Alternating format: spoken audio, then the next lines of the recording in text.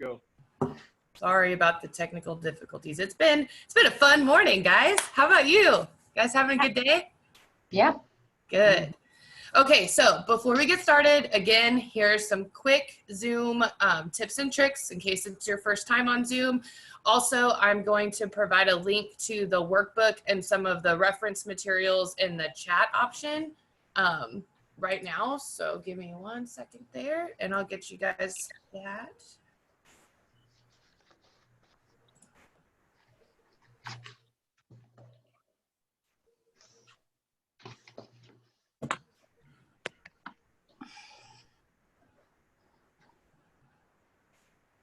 Tammy, I love your background screen.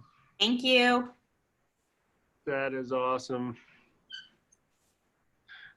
I just downloaded it from We Are Remax on Facebook. Pretty easy to do, and then you just... Yep. And then you just upload it. They have some pre-uploaded background screens already in Zoom, or you can upload your own. Oh, that's cool. Yeah. I like it.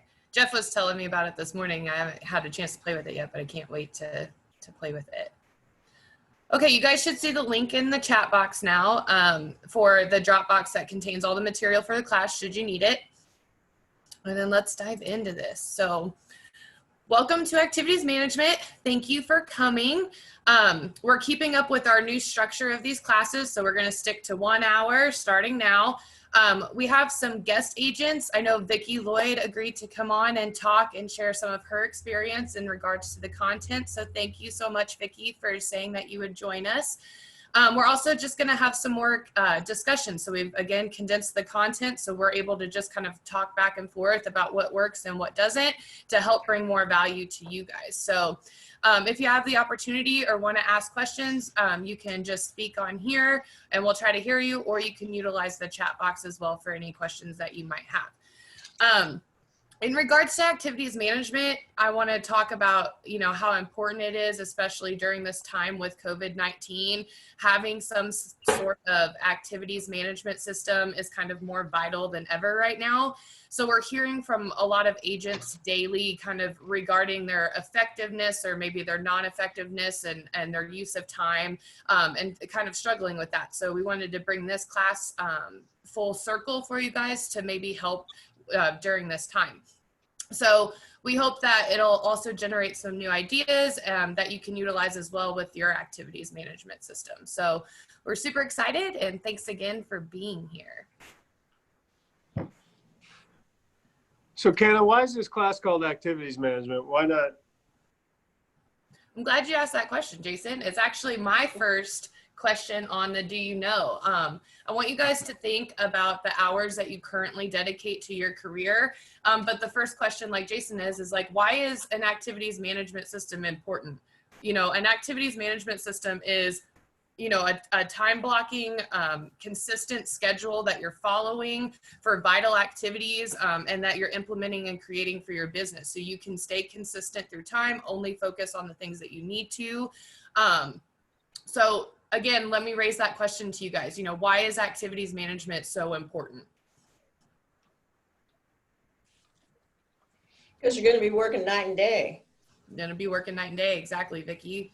Without it, you're gonna find yourself having more of a spontaneous and a reactive approach. So the more that you can condense and come up with a schedule and time blocking and a system that works for you, the more productive that you're going to be, and you'll also have more time at the end to mess around with it. So, Kaylin, a big thing with real estate is that there's seasons in your career.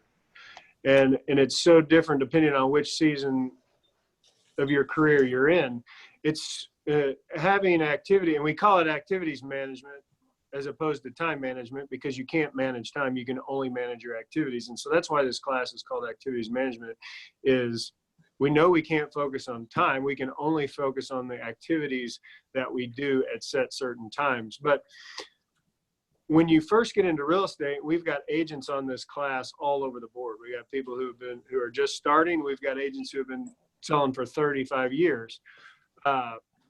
When you first get in, making sure that you have the right that you have an activities plan, or that you have a plan of action each and every day is unbelievably important, because when you first start out, you don't know what to do. You're just like, you come into the office and you're all excited and you get your desk all clean, and then it's like, okay, now what? And it's a little bit like, for some agents right now, it's a little bit like that. This is kind of one of those, it's a weird season. It's a season that none of us have ever been through, but it's a little bit like that. If you're not super intentional, you may be struggling with what activities to do. In a normal life cycle of a real estate agent, as you become more of a veteran real estate agent, then it becomes what Vicki talked about is it kind of eats you alive. If you don't have a system in place, then you're so busy, you work all the time. And so this is what's great about an activities management class is it's for every agent. Right. It's going to give the new ones direction and what to do, and it's going to keep the people who are losing their mind, it's going to help them prioritize. So that's why this class, I feel like, is so important. You're back. Hey, I'm back. I think that was a great explanation. And I think that the best and worst thing about real estate is that we're in control of our own time. That's the best thing. And that's the worst thing. And I think that is regardless of where you're at. I like your seasons analogy. And you could apply that to whether you're new or whether you're a veteran or just to COVID, but I think it's something that we all struggle with no matter where we're at. And that's why it's a great conversation to have. I know it's one that I have to have with myself commonly. Never goes away. So currently, guys, let's look at the next question. Are you feeling like you are getting the most out of your time right now? Oh boy, I'd like to hear somebody else's comment about that. Vicki, do you feel like you're getting the most out of your time? Well, it is a little more challenging right now, obviously, and then I've got extra guests in my house right now too. So they came here from Arizona because it was safer here than it was there. So it's been a real challenge. But years ago, when I worked in an office environment, we found ourselves, chatting and, in the hall and doing all kinds of things like that. And so we came to a conclusion that we set aside 1 hour every morning between, whatever time you wanted to do it, 9 to 10, 10 to 11, whatever it was. And you shut your door. And that was all you did, was what you wanted to do during that time. So whatever tasks that you had to do, that's when you did them. And nobody was allowed to disturb anybody.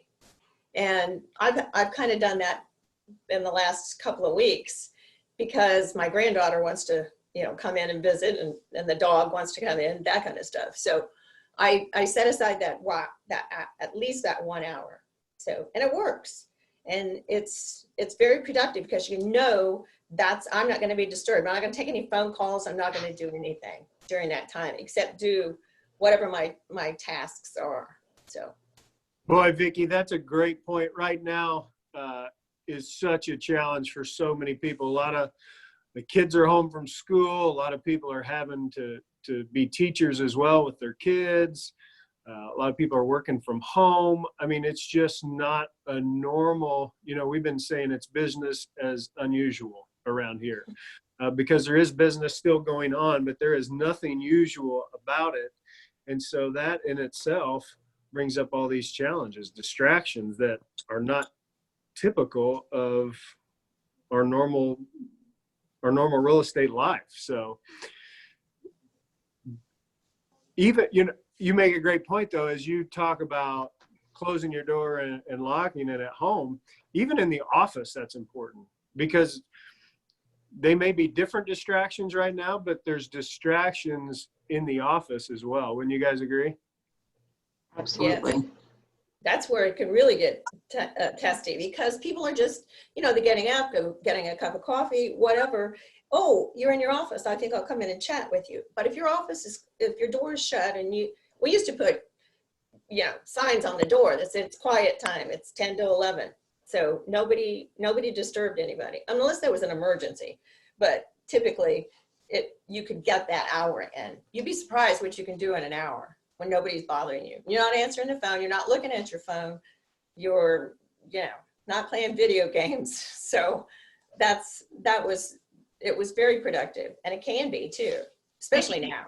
Vicki, I love that you brought that up, because we call it, snub, stop negative and unproductive behavior is kind of what we use in the office too. So I love that you were taking quiet time to avoid that snub from happening during certain times of your schedule. So that's really important too to think about. Yeah, you didn't hurt anybody's feelings. Right. Everybody knew what it was. Everybody in the office knew that it was 10 to 11, and we didn't talk, and that was it. So, it was easy. Vicki, let me ask you this next question. Like, what are some things that you're doing right now to stay consistent with your schedule, especially during the COVID-19?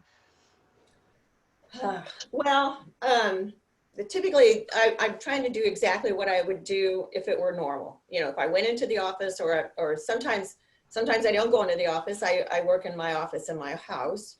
So I always do, there's certain things I do every morning. One of them is I look at the hot sheet, because that's important to me, because I've got people that are looking for specific homes. And right now, if you're not paying attention to that, you're going to miss them, because they're going to go really quick. So that's what I do. I just have a list of things that I do every morning, regardless of what I'm doing or where I'm at. So that's pretty much it.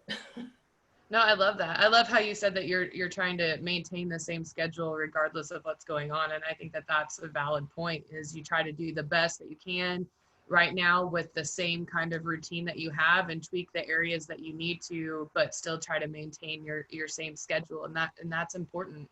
I think that, as technology, as great as technology is, as it's changed and come and evolved, it's just become more hard to maintain a consistent schedule in regular times. And now it's just another level, because you're trying to do it from home. What you alluded to, Vicki, about being at the office and having a set period of time, we've done that, and that was really easy to kind of get into that routine, because you were coming in. But boy, the more people we talk to, and in going through the through the stay-at-home order and all that has really become quite a challenge, I think. So I don't think it's missing any of us. This would be a good time to try that, when everybody's at home right now, because you do have additional distractions.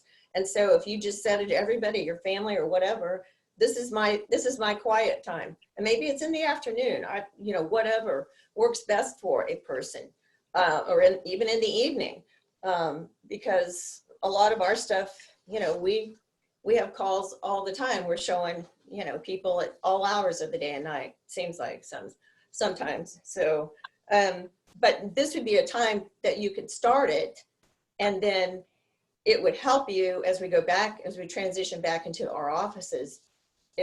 You're already doing it. So that's a really great point too, about how, eventually we will transition back. So that's a good point too. If it doesn't happen soon, we're all gonna go crazy though, I think. So, do you guys think that you can control time? No. You only have 24 hours each day. Right. Time is our only limitation, so you can't control time, but you can control your activities within that 24-hour period or week period, just any kind of period that time is consuming. So I want you guys to think about that last question too, as we go through this material, understanding that we can't control time, but we can manage our activities. So how easy is it to waste time? Very. Easy. That's very easy. Very easy. Very easy, right? And we do it probably all the time. We find ourselves, scrolling through social media when we probably should be working on a certain time block or a certain activity, or we're, hanging out with family when we should be spring cleaning. Just there's a lot of different examples, but it is so easy to waste time.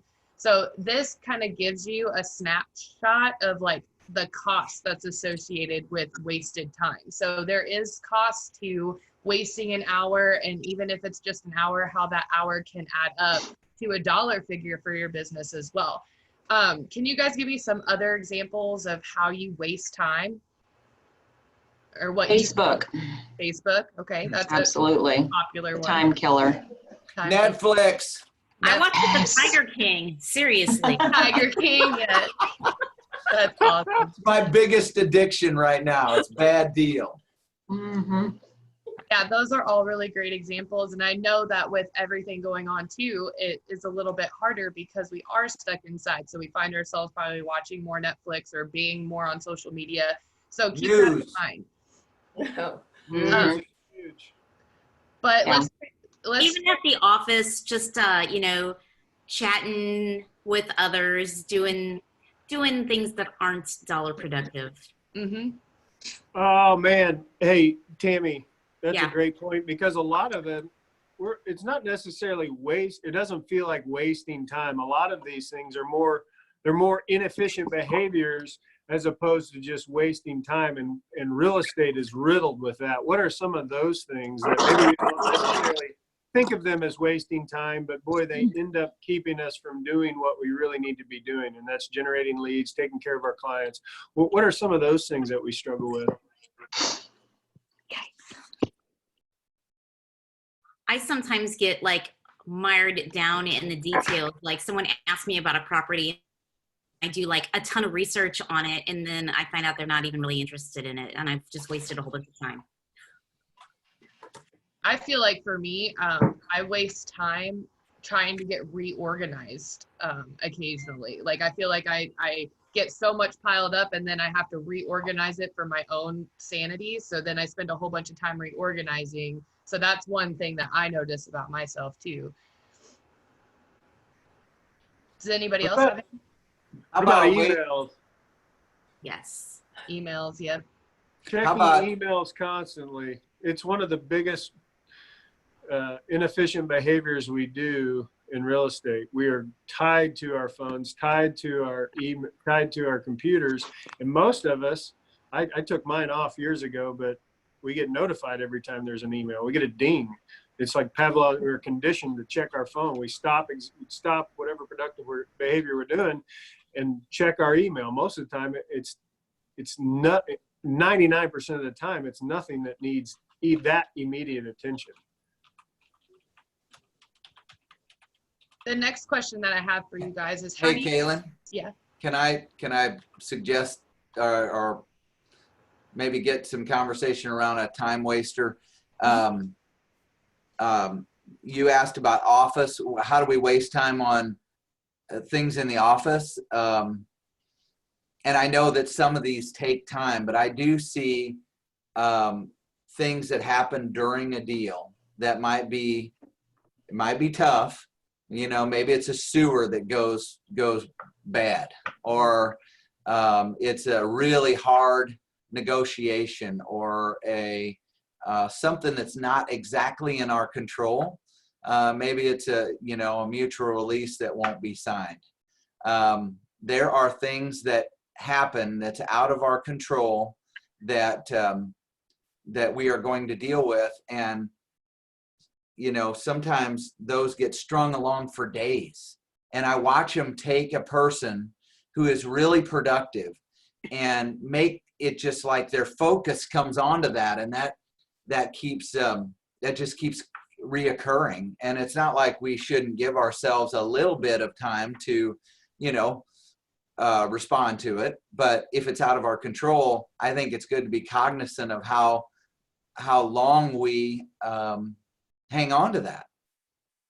So I see that take us off task. I mean, an agent will have it happen to them, then they'll literally go through the office and stop at every other agent's door and try to bring them in.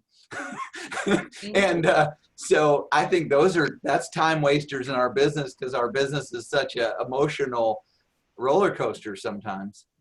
Can anybody relate to that? Yes.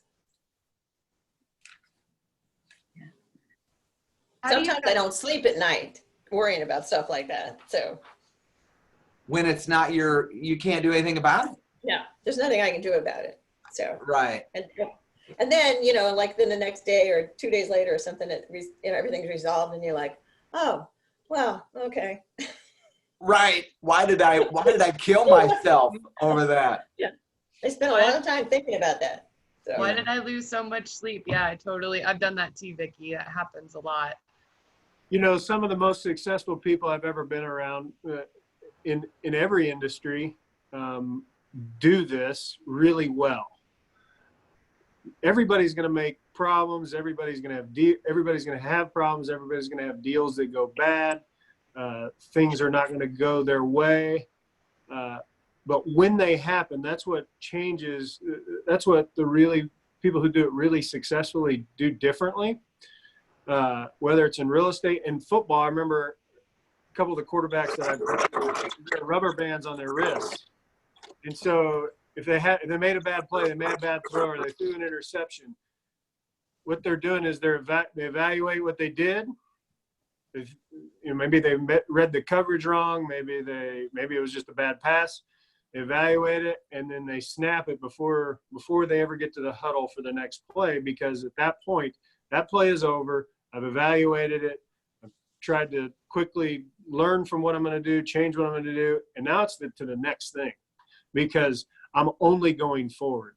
And in real estate, it's the same thing. The people that I see who are the most effective, they evaluate, they try to solve they want to look for solutions if there is a solution that can be found. But if there's not, if it's already done, then they just go to the next thing, and they're on with whatever it is that's going to generate more business, not holding on to what just went bad. So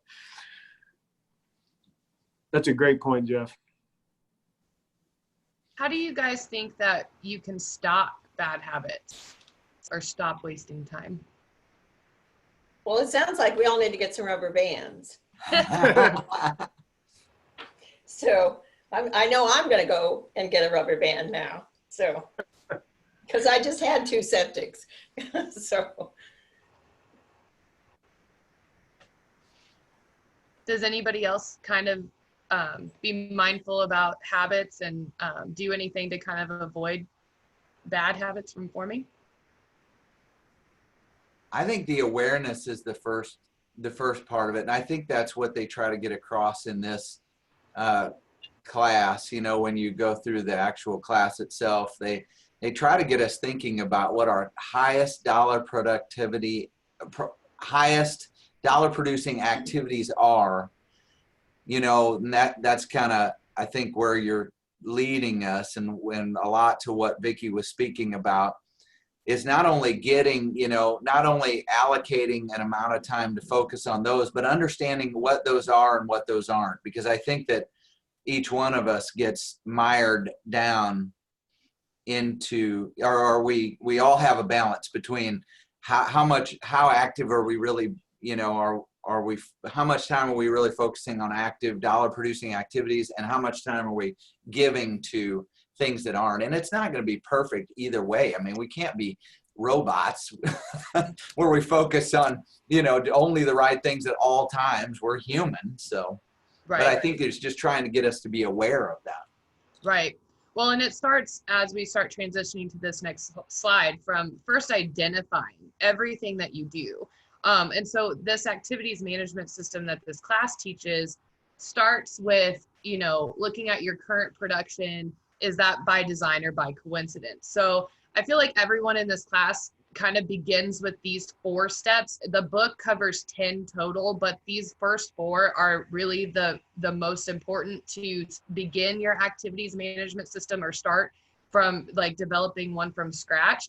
So as you can see, step 1 is kind of looking at that organizational model and deciding what sources and strategies are used to kind of get you to the results that you want to, whether that be prospecting or marketing or servicing your clients or generating new leads, those types of things. So looking at that operational model and putting that in your mind, as well as leading into step 2, which is taking some time, whether that be 2 weeks, a week, a month, a couple months, and recording everything that you do. So you can do this on a calendar, on a piece of notebook paper, or virtually, but just kind of track with a specific time frame in mind and write down everything that you did every single day, so you can start seeing the patterns of your days and start outlining, you know, what you've recorded as being vital or not vital, or maybe dollar producing or $dollar producing activities. So can we talk about just 1 and 2 for a minute? Yeah. Can somebody give me an idea of what 1 and 2 means to you, and how it's been, how those have been, how you've done those 2 steps? Because I can give you an idea too. Vicki, go ahead. Well, I can tell you the first time I took this, you know, when we did Momentum the very first time, so I went back and did number 2, and it was incredible, because there were so many times when I'd be like doing something that was necessary, and then I'd be like a squirrel. I'd be like off someplace else. So when you do this, I mean, it sounds crazy, but it is the most incredible thing you've ever done, because you'll just have reams and reams of paper. If you do it, you know, for a time period, you're going to be like surprised. You're like, gee, many crickets, what am I doing? So, but it also helps you with knowing, you know, what kind of services I need to be doing with my clients to make sure that everything is going well. So by doing that, when writing it down or typing it down, whatever you do, it opens your eyes to, oh my gosh, you know, that's incredible. I didn't, you know, I should have added this, or I should delete this. So it's really interesting. The part where you take a week or 2 weeks, whatever. I couldn't go any farther than a week, because I didn't have enough paper. So because I was always doing something else, you know, doing this, doing that. So I think that's a big point. I mean, I love the material here, but I think at some levels it gets a little overwhelming to me personally. So I you know, with this one, to make it effective, I found that we had to get down to kind of bite-sized chunks sometimes, and you know, but I think it's super important, like you said. I mean, actually recognizing what we were doing and what we weren't doing, or what we were doing to you know, with our time, was pretty eye-opening. Well, it also gives you that opportunity now to note which ones are the critical ones, and that's what I should be doing with every one of my clients, or you know, this is the service I need to be providing, and some of this stuff I don't need to be doing. Right. Yeah. So does anybody have strategies that they're using their time for now during this COVID thing that they feel like they're getting great results from? Might be a time to talk about that, if anybody has any ideas that seems to be working. Previewing more homes. Awesome. Danae, are you, I have to scroll down and see if you're here yet. You are here. You said something yesterday that really hit home with me, and I'm glad you said it, because I forgot to talk about it. But you said you have been having some of the best conversations that you've ever had with some of your clients right now. Oh, absolutely. So I've spent some time just calling them and starting out with, you know, how are you guys doing? And just letting them spill their guts and talk about everything from, you know, everybody's fine, and this is what's going on in our community. This is, you know, we're still on this level of lockdown, whatever.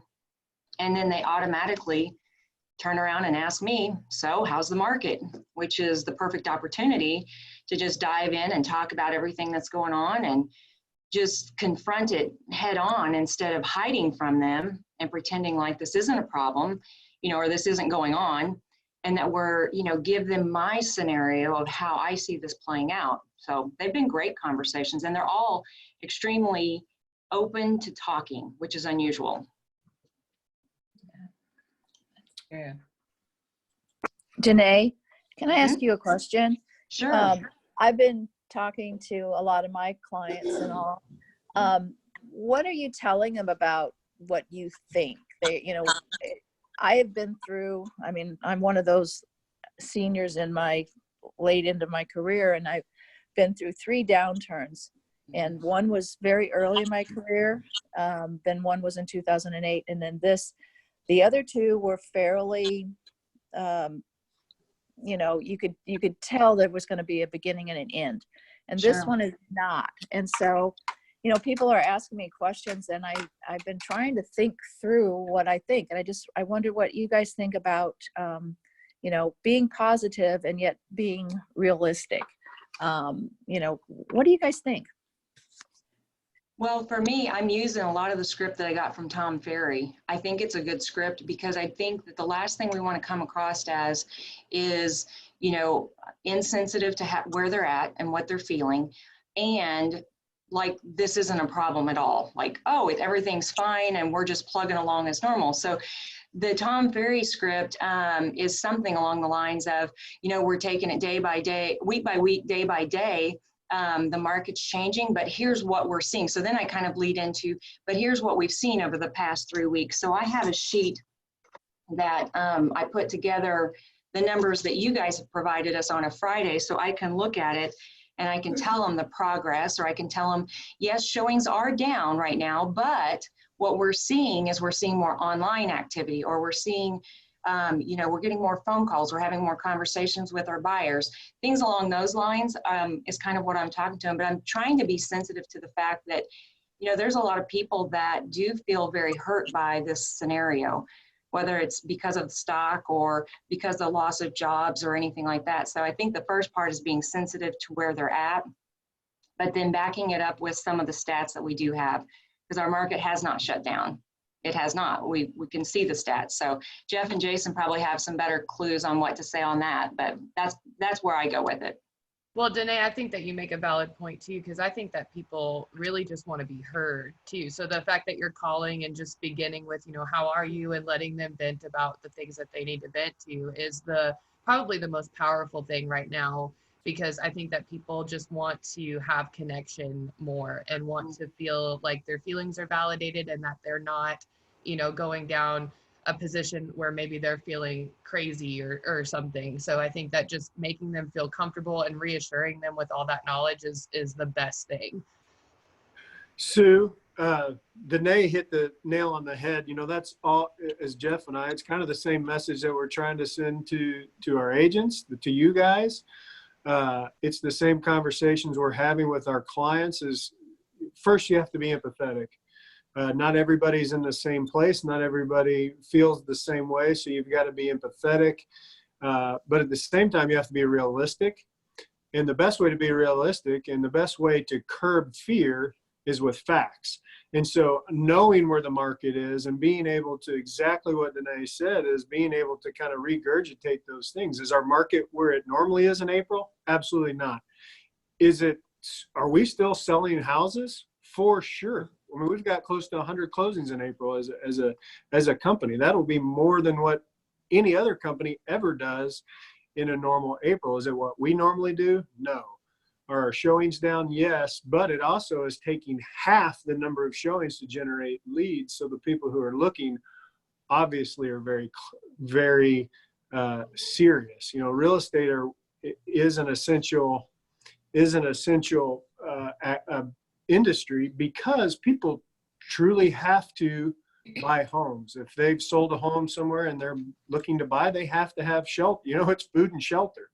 So it is one of those vital things, but then also going a step further and reassuring them that it's not business as usual. We are taking steps as we do this. You know, I think it's really important that we reassure them that, you know, we're showing, a lot of our showings are by video, a lot, you know, whether it's FaceTime, whether it's Zoom. We're putting the buyers in separate cars. A lot of people are wearing gloves, trying not to touch anything when we're going in and showing homes. And what we found is that the buyers are not wanting to look as many houses before they make a decision.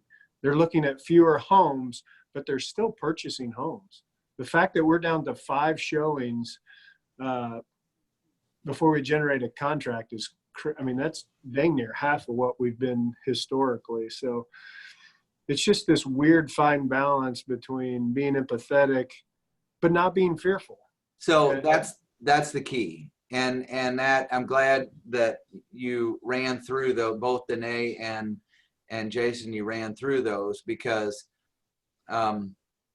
you can be empathetic, you can be factual, you can address the unknown, but as long as you don't, as long as we talk about the future, as long as you throw in, the facts, and then you talk to them about where you're at in respect to the, I've been talking a lot about the change in the news. So if you watch the news and you listen to the news, we had meetings yesterday, and I was talking a lot about my opinion as far as they are starting to condition us that they're going to turn the economy back on. Do we know when that's going to happen? No, but you hear it over and over. I turned on the news last night for a minute just to see if I would hear that. And man, I heard it like 3 or 4 different times. I mean, a lot of it was the same thing.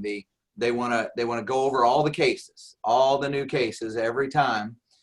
But I also heard the different sound, and that was a lot of conversation with turning the economy back on and what will come and the changes.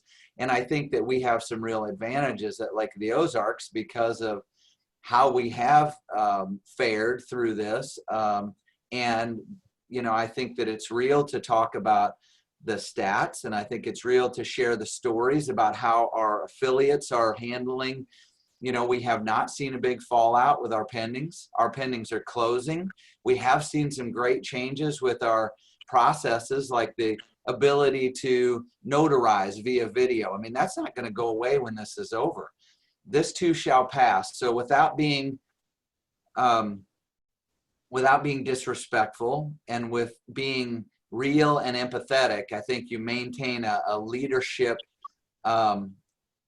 style in that conversation. Does that make sense, Sue? I feel like I'm doing a very poor job of explaining that, but I agree with everything they said.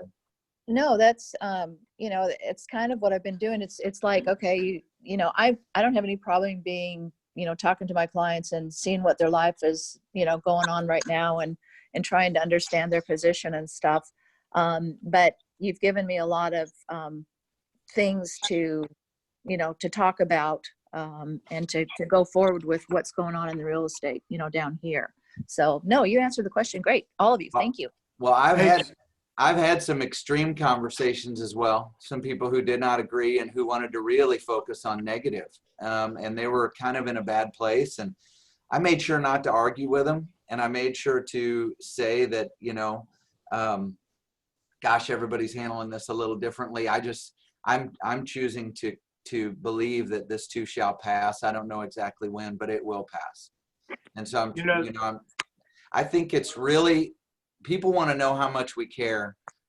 They all seem to come back to, well, how's this relating to real estate? How's the market? But really, they just want to know how you're doing, and they're looking for that direction, I think. The other thing is that none of us have crystal balls, and we don't know exactly how it's going to be effective. But Danae shared a great graph with us. It's off of Current Matters. Some of you guys, I think, use that to post stuff. But it's a graph that shows the last 5 recessions, which obviously happened in 08, 01, 91, 81, and 1980. And in those 5 recessions, only 2 of them did home prices decline. The other 3, they actually rose higher than normal. And so I'm not saying that that's what's going to happen. Real estate for sure is going to, especially while we're shut down, is going to slow down. But all the rest of if you look at all the rest of the housing evaluation models that they look at, was that we had a inventory shortage. It was much different than in 08, when it was all subprime lending and everybody had 2 and 3 homes and we were overbuilt. That just wasn't happening. that just wasn't the case. And so could housing prices be affected? They could be, and they certainly probably will be, and probably more so as they always are in different areas. Right now, ours are continuing to hold strong. So but we don't know what we don't know. Jason, just so everybody knows, we've shared this with a lot of people, but not with everyone. In the last 2 days, we've seen 2 multiple offer deals. We were talking about crazy things that Ethan listed a new one in Jason's team. It got 7 showings, right? Or 7, wasn't it 7 or? Actually, the honest truth, it wasn't a new showing. It was Oh. one he withdrew, lowered by like $3,000. It was crazy. Really? And then it was just blew up. It was crazy. Yeah. Mel listed one in Foxhead Shores in a non-active price range. I mean, this is like a $600,000 or $700,000 house. I mean, it's not like a real active price range. It had 4 showings on Saturday, 4 different agents, and they weren't previews. They were real people looking at it. We were not expecting that. So there are stories out there that you can share that kind of demonstrate what we're seeing. Jen wrote on one it was over the weekend in a multiple offer situation as well, and she got it, which is great. That's She's awesome. excited. I mean, it was eye-opening yesterday when we heard those stories. I think it's really important to share those stories. Where was I going with this? But I think, shoot, totally lost it. Sorry. It'll come to me. Go ahead. Shoot.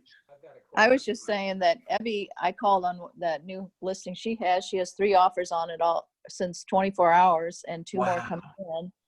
And, so my buyers are supposed to call me back to see what they want to do. Wow. Awesome. There's more. Yeah, it's interesting. It is. I think, there's people that are still able to do stuff. So we just got to concentrate on finding them. And doing it the way that it fits with everybody, I mean, being respectful with it. So. Oh, I know what I was going to say. Hey, Jeff, I know what I was going to say. Yeah, sorry. The message that we want to send to our people is letting them know that it's okay, that this isn't normal per se, but that lots of people are using video to look at homes, that lots of, that it's always, even before this, we have clients who often look at homes or make offers on homes without ever going in the homes. And we're seeing that more often. And so if we can communicate that, anytime anybody's got a question on something or they're worried about something, the more that we can, hey, I know that this isn't normal in most parts of the country, but in our market, it's pretty normal for me to do video walkthroughs. I would love to do that for you. We have people who make offers and then they decide if, they make it contingent upon them seeing it. And if you can just get them to understand that it's okay, if that makes sense. Virtual tours are hot right now. I know we hear about them every day for sure. Well, go ahead, Caitlin. I'm sorry. Well, I was going to say, so communication, especially during this time, is one of the best vital activities that you can be doing daily. And I just want to tie this all back together with Vicki too. And that is, like she was saying, take some time, whatever time works for you, and try to outline what you're doing every day. And then looking at that list, you're going to try to distinguish between what's vital and irrelevant activities. And then once you've kind of gone through that list and distinguished those activities for yourself, then you're going to try to make 2 checklists. The book always talks about or always provides the 47 vital listing and buyer checklist. Those are a find to close example that you guys can use if you don't have anything. So you can look at them daily and hit things that are vital or dollar producing. Another activity that helps is this decision matrix. I know that we used it the last time that we taught this class. And it's really great for that step 3 process, outlining what's urgent and important or what's vital and what's not. Can anybody tell me kind of the difference between urgent tasks and important tasks? I think urgent has a deadline. Mm-hmm. Yeah. And important is something that needs to be done, but it's not on a deadline. Mm-hmm. Yeah. So urgent being the things that kind of require your attention right now, and then important being things that require attention, but maybe not right that second. So the Eisenhour model can really help you delegate which activities that you need to focus on and put them into a category type list that works for you. So Vicki, what was it like to create your activities management system or your schedule, doing that notebook that you were doing and doing that Well, week? you were able to eliminate a lot of things that you thought you should be doing that really had no impact on your, it was just something you could do. Do you remember any one thing that you eliminated maybe? Oh geez, I don't know. Yeah, That's okay if you don't. Think about that. Yeah, no, that's okay. So probably something that I thought was terribly important, but and then it was also an opportunity, for folks that have, I'm a primary agent, so I'm what I am, so I don't have any assistants. Mm-hmm. So, but for people that do, there's a tremendous amount of opportunity for you to say, you know what, I don't need to be doing this. I can pass this to my assistant who really is totally capable. Mm-hmm. and maybe looking for something to. I love that you brought out the fact that you're a primary agent.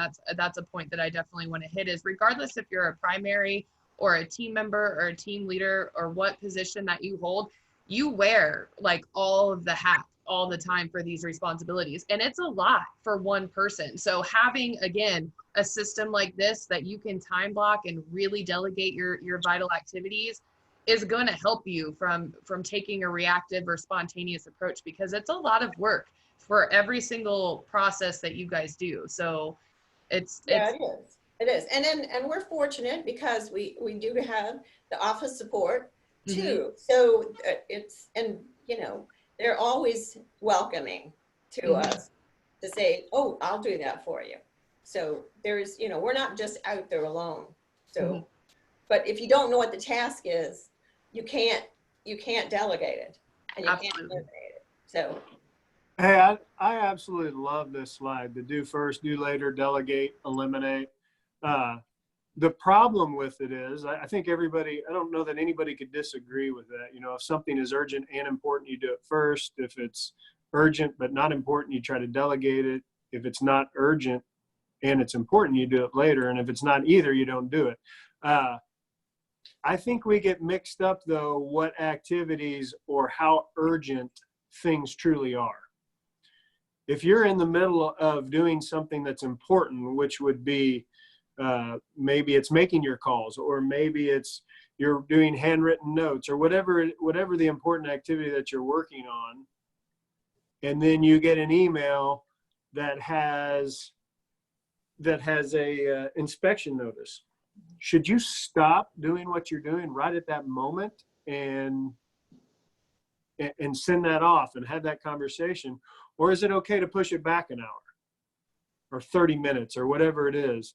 I think too many times, and maybe it is something, every single one of those is something that it comes in, if you notice it comes in, you evaluate it, and then you determine how urgent it truly is. But I think most of the time, we're in such a habit in today's world of, I get a phone call and I have to, if somebody hasn't called me back within 1 hour, they're ignoring me, which isn't necessarily the case. I mean, urgent things don't take precedent over important things unless they truly are urgent, like that time period is coming down to the wire. And I don't know if that makes sense. Yeah, well, let me just add to that. Just my personal issue with this is that I think it totally makes sense, but then I think it is based, how you handle this is based on your personality. So my wife makes fun of me because she says I'm not a starter, I'm a finisher. And what that means, I have a issue that I have to work with all the time, and it's mostly about prioritizing what you're talking about. because no matter what it is, I have a desire to finish it. So if it's calls in my voicemail, I have a drive to call everyone back. And so I've tried to get better at prioritizing what is really the difference between urgent and important. And has not been an easy one for me over the years, but I think it has definitely caused me to be a little more effective. And that has more to do with my personality than it does with anything else. And I think you can relate that to realtors. I think this slide relates to a lot of us in kind of different ways. This slide too, guys, was in that resource link in Dropbox too, should you want to print it out and use it to start delegating and organizing your activities. I'm a list maker. Mm-hmm. I am too. So I find sometimes things on my list go days and days and days undone. Mm-hmm. So those are probably things I could delegate. Well, like on a real small scale, like if I was going to call my database, Tammy, in my mind, I used to have to go from this person to this person to this person to this person. I had to go down the list. And what would happen was I would end up on somebody that I really didn't like, or Right. I didn't relate well to, and I just didn't want to call them. And rather than give myself an okay to skip around and call the people that I like to talk to and that were easy to talk to, I would find myself moving off of the deal. I don't know. So, I mean, when you say list maker, I think maybe I was kind of like that. And it gave me an excuse sometimes, or it took me off track sometimes when I, had to get a little more flexible and say, just pick out the people you like to talk to and then call them first. And you get a lot more done. And so, I don't know, I had to become okay with prioritizing. I know when we had a Tom Ferry coach, that hour of power, you weren't supposed to answer calls, texts, do nothing else, but make your calls or be focused on what you were doing. And I had a hard time with that because one of my goals is to get back to clients or people as soon as possible. And also so I don't forget. So I had trouble with that.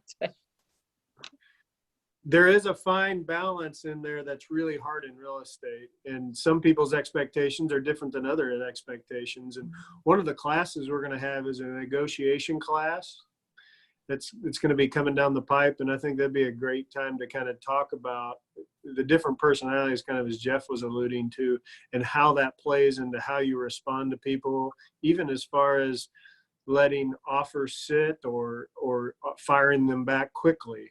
And so, not to go down that rabbit hole, but that's a great point.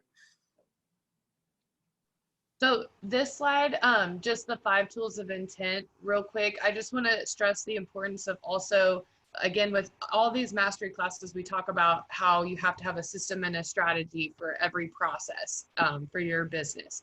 So the point of this slide too is it kind of brings it full circle where it talks about thriving comes from the result of knowing why, what, how, who, and when for every single one of those processes. So thriving agents consider all of these tools, including the 5th one, the activities management system. So, you know, all of those processes and systems are answering all of those questions. A good example I can think of for that is, you know, taking your listing process. Okay, why do you have a listing process? To get listing inventory. What about that process? You know, how do you get the listing? Prospecting, relationship-based strategy, listing conversion, all of those things. You know, who's going to do that? Well, you're going to be the one that's implementing that system. And then when are you going to implement that system? Well, when you're prospecting and when you're meeting with clients and things. So that's just one snapshot example of being able to answer all 5 of those questions with every system, including this activities management system. And again, just reiterating the point that, you know, you guys wear all of these hats, regardless of being a primary or a team member or team leader. So it can be a lot. And that's why breaking it down to those levels can be really helpful.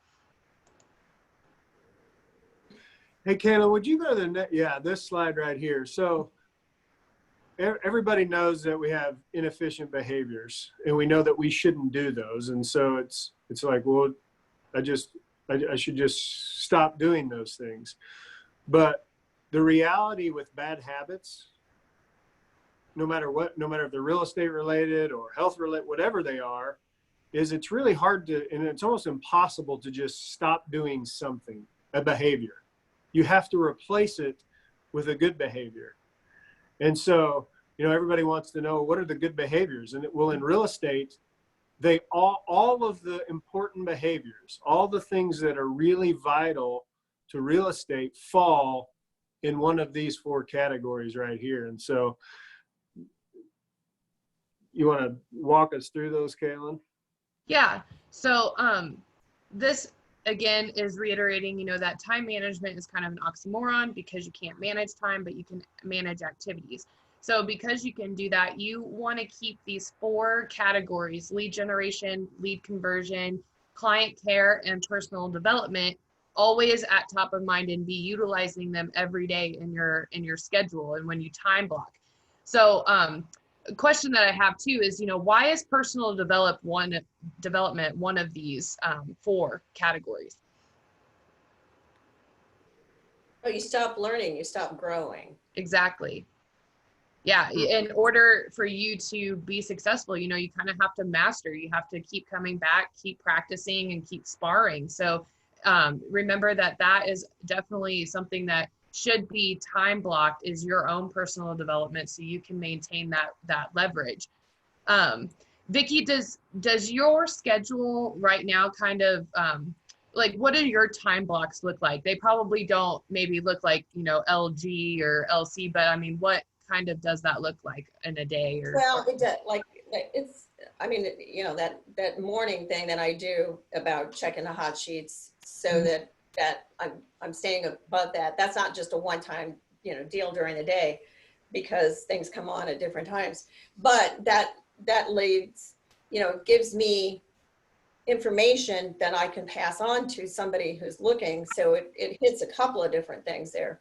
It's I'm converting them because I found them something that they're going to want to buy or look at the very least. And it also then it demonstrates to me, it demonstrates that, I offer great customer service. Okay. Mm-hmm.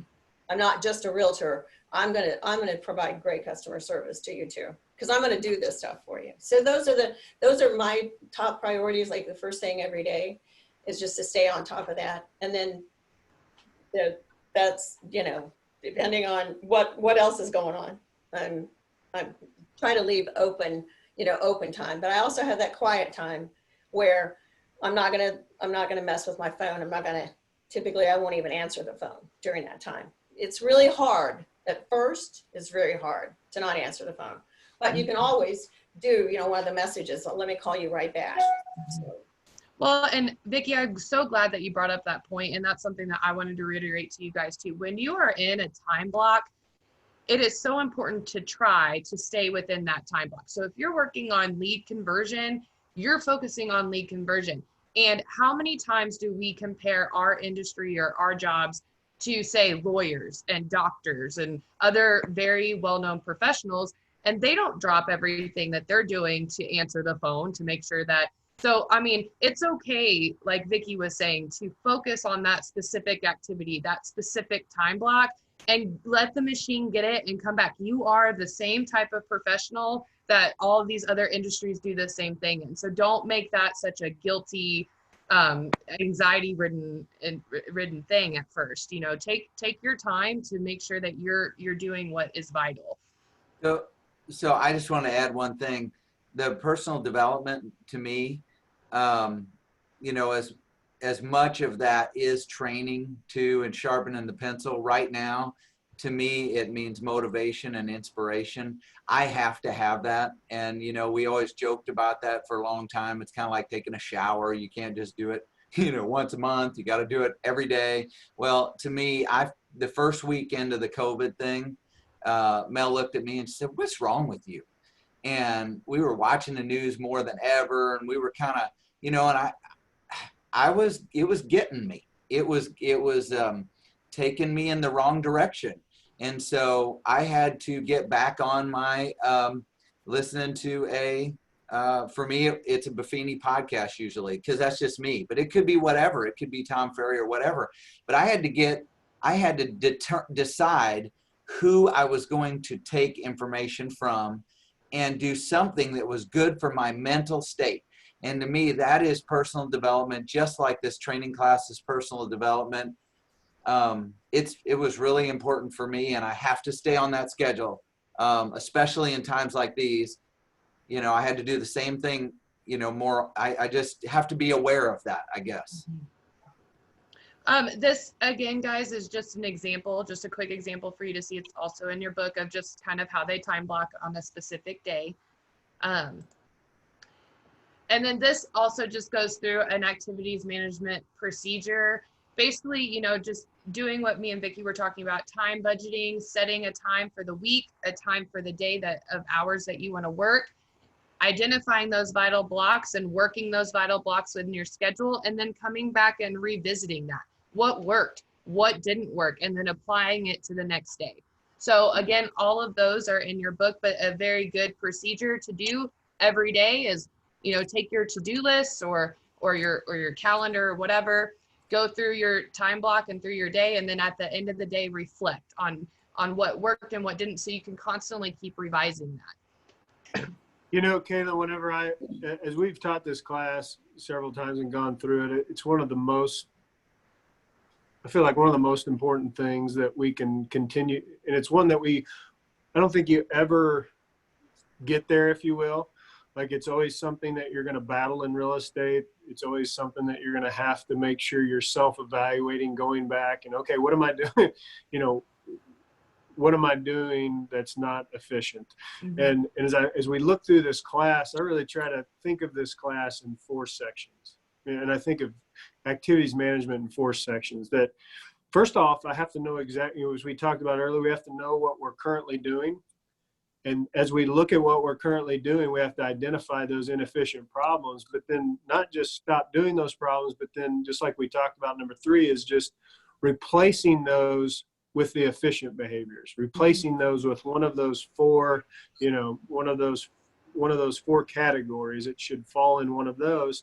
And then the last step is making sure that you're taking those efficient behaviors and putting them on your calendar, mm-hmm. and time blocking, if you will. And you've got to break it down to a day-by-day deal. So it's really just, there's a lot of material here, lots of different stuff, but I feel like it's 4 things that we have to do at the end of the day. And the first one, you don't do all the time. Once you've identified them, once you realize what you're doing and you have identified it, then it's just, it's kind of the same thing, making sure that you're focusing on the behaviors that are efficient.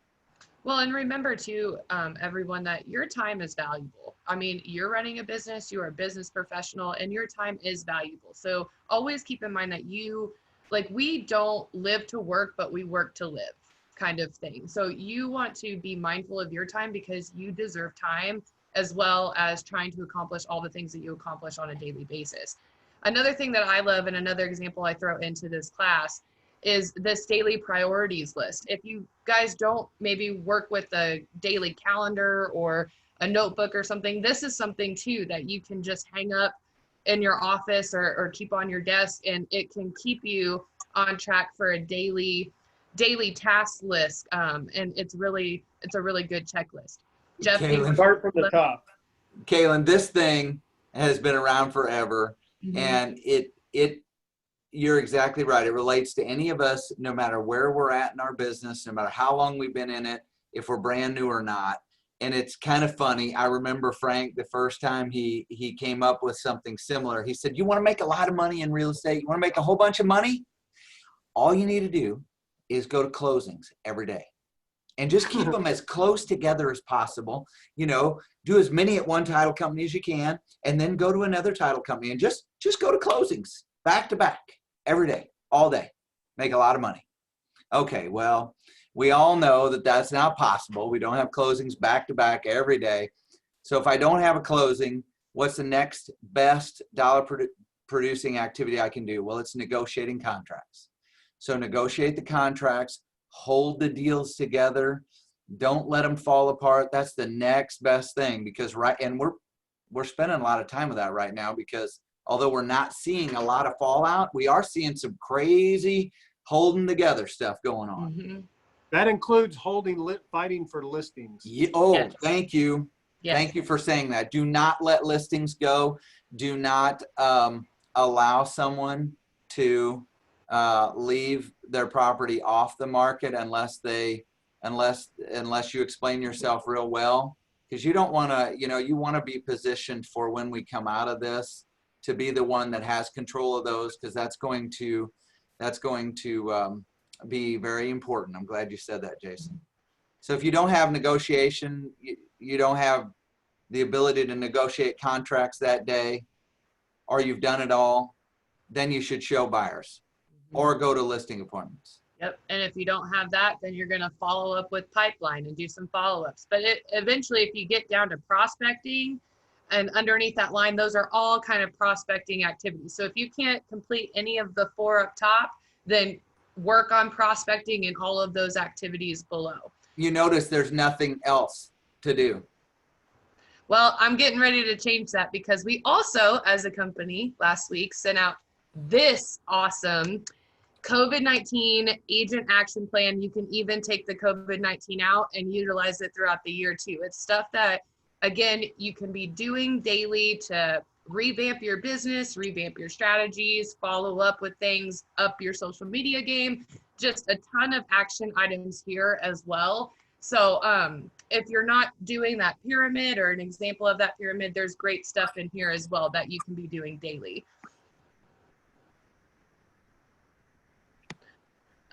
Also, guys, I'm going to count this slide too. Like, if you want to take some action after this class, because we're always sparring and we always have to be practicing to learn, do some of these activities on these lists too, and send them to me, or just tell me that you did them. Hey, can I ask a question about this list? Mm-hmm. What's the problem with this list? Does anybody have any problems with this list? Or what do you think could cause a problem with this list with agents? They're not going to read it. The what? No, they're probably not going to read it. It's too damn big. Yeah. Too big, yeah. K Money's back. Okay, money. I can't read it because it's too small. Well, in the Dropbox folder, it's in PDF form, so it's a lot bigger, and Oh. shrink it down for the size. But. I hear what you're saying, Tam.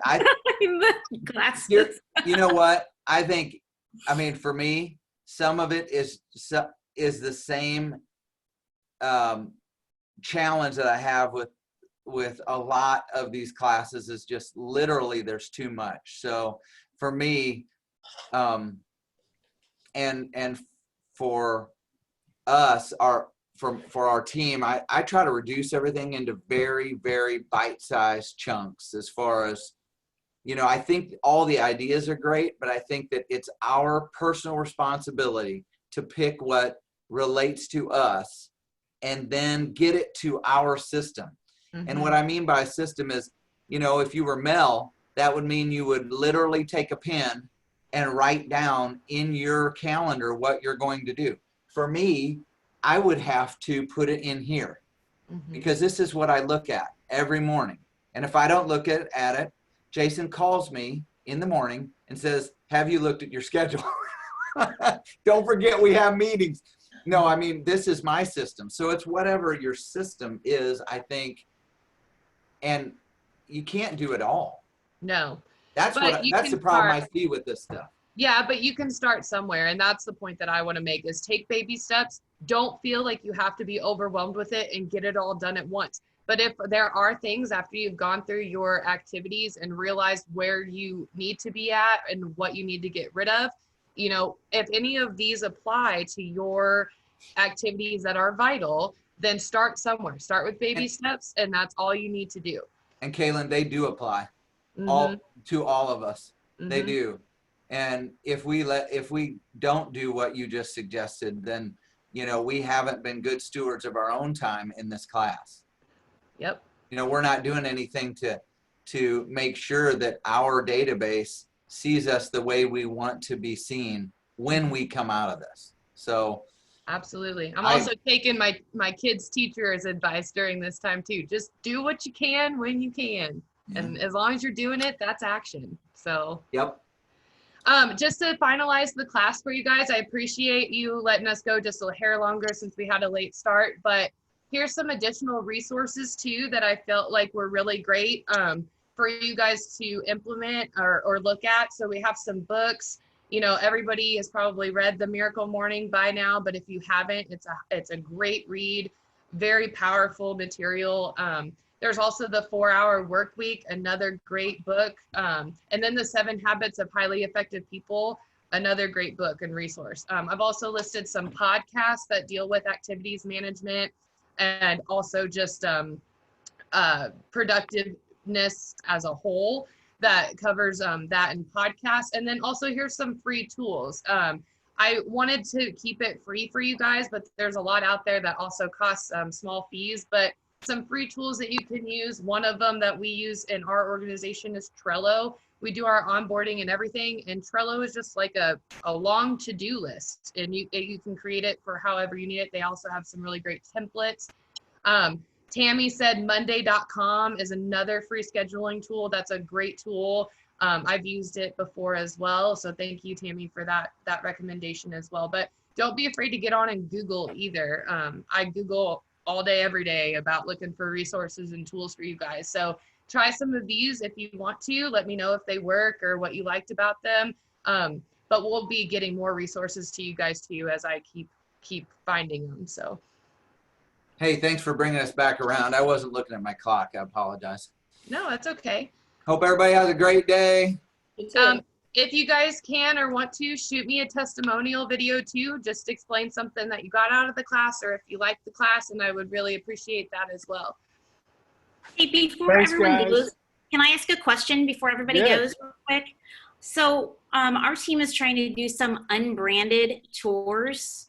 So if anyone has a client interested in one of our listings, you can ask for that unbranded video walkthrough tour. I didn't know if we had a place that maybe as a company we can host to those that we could send to our clients. Is it like a video? Yeah, it's just like a video. We have it on an unbranded YouTube channel right now. I was gonna recommend like an unbranded YouTube channel, but we could, you could probably do a Dropbox folder too, full of them. Okay. I think YouTube, an unbranded YouTube would probably be the most effective way to do it and probably the easiest for people to access. I'll talk to, we talked to Nathan about that. Okay. Yeah, maybe we could get Nathan to just do some simple YouTube notes or something. I'll look into that. I'll have him reach out to you, Tammy, and get some ideas. Okay. I mean, we're trying to do that on all of our listings. So if anyone has someone that they want to send a video walkthrough on our listing, just let us know and we'll send you that YouTube link. It's a great idea. That's the way it's not branded. Okay, cool. Yes, yes. So then you don't feel like you're sending them to someone else. Perfect. Yeah, that's a good point. Idea. Well, I appreciate you guys so much. Reach out if you guys have questions. We're here to help you and support you. So I hope you have a great day. You guys are killing it. Bye, guys. Thank you. Bye.